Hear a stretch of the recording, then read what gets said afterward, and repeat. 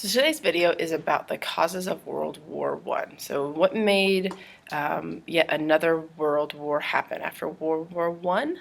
It's supposed to be the war to end all wars, but obviously there's a two, so it wasn't the end of all wars. So I'm going to break today's lesson into four categories: military, social, economic, and political. So all the causes can go into one of those categories. Some of them actually fit into multiple, but I've put them into one kind of single category just to make it easier for us to categorize. Okay, so we'll start with military causes. Okay, beside obviously militarism and building up of different weapons, you've got the biggest issue, World War One, being the war, being the biggest reason for World War Two. And part of that is in World War One, the war was ended with the Treaty of Versailles in 1919.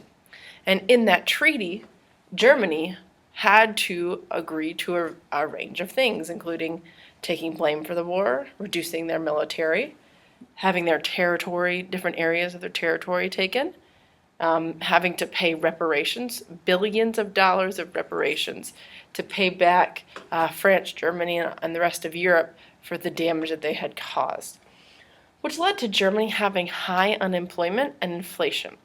So they don't have a lot of money to then help rebuild their country. So a lot of people have lost their jobs, and inflation. It's a word that means when your money isn't worth much. So like it'd be, if we had inflation in the United States, a dollar would be able to buy you a soda, right? But instead of that, a dollar is now worth a cent if there was inflation. And so now it takes $100 to be able to buy a soda, where before the value of a dollar was clear, the value of the dollar will drop if there is inflation. Okay, so the German money is not worth very much. They can't buy a lot of things. They don't have jobs. So it leads Germans and Germany's anger to rise.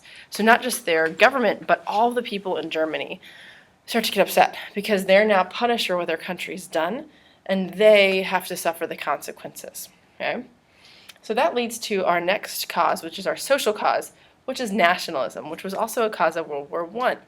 So nationalism is that extreme pride in your country. And so you see this specifically in Germany, where people are on, little different pride. It's more that they're coming together because of that anger, and they want to be able to have a leader that is going to help their country come out of this bad time and be a strong country. So that nationalism in Germany is one of the biggest nationalism we see, but you do see nationalism across the world as people continue to rebuild their countries and want to build a strong country. Okay, and the economic cause is a worldwide depression, and so the late 1920s is when this depression starts, and you may have heard of it in the United States, but it actually happens across the world, where the economy, the value of money, access to money, the access to trade, it just drops. We have a recession. We've been in a recession, which is not nearly as bad as the depression. In the depression, the unemployment goes over 25%, so over a fourth of people can't find jobs. In the United States, who are in a recession, it hovers around 10%. So it's a huge depression of the economy, where people don't have access to money, don't have access to jobs. And because the world is in that depression, right, they're looking for a way out of it. And amazingly, starting a war actually helps get jobs, helps get industry, and actually gets the world out of this depression. Okay. The next one, which actually has three things under it, is the political causes of the war. Okay. And so we'll start with directly after World War One. The League of Nations was created in 1920. But it fails, which is a huge cause of World War II. So its goal was to keep peace, and obviously if there's a war, it fails. The goal is to keep peace, but there are a couple things that kept it from being successful. So one is the USA and Woodrow Wilson propose it, but the United States doesn't join it, right? So it's not going to be as strong of a league or of a group if one of the major countries in the world doesn't join it, right? So that would be like, the whole school agreeing on something and one teacher just, Miss Price deciding, I don't really want to do that. So while the whole school is trying to do something and she's trying to do, not trying to help out, right? That wouldn't help us be successful. So the U.S. proposes it, doesn't join it. And then the other countries who do join it are too busy, right, to worry about Germany and other trouble areas that start to spring up. So, and they're legitimately busy because their countries have been destroyed by war. Their countries are in economic depression, right? And so while their goal is to keep the peace, they don't have time to think about it, right? And so things like you'll see Germany and other areas start to become an issue that later leads to war.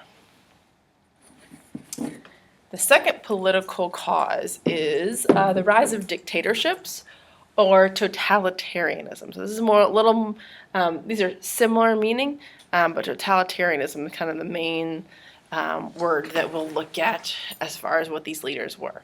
And so the quick definition is a government controlled by a single political party, not a single person, but a single political party that does not allow opposition and controls people's lives. Okay, so you see a dictator was a single person. The totalitarianism is a party, but usually led by one person. So the three countries that are involved and later become an alliance called the Axis powers are Germany, Italy, and Japan. So you see the totalitarian leader, the most famous, Adolf Hitler, coming to power in 1933 in Germany. You see Mussolini coming to power in 1922 in Italy.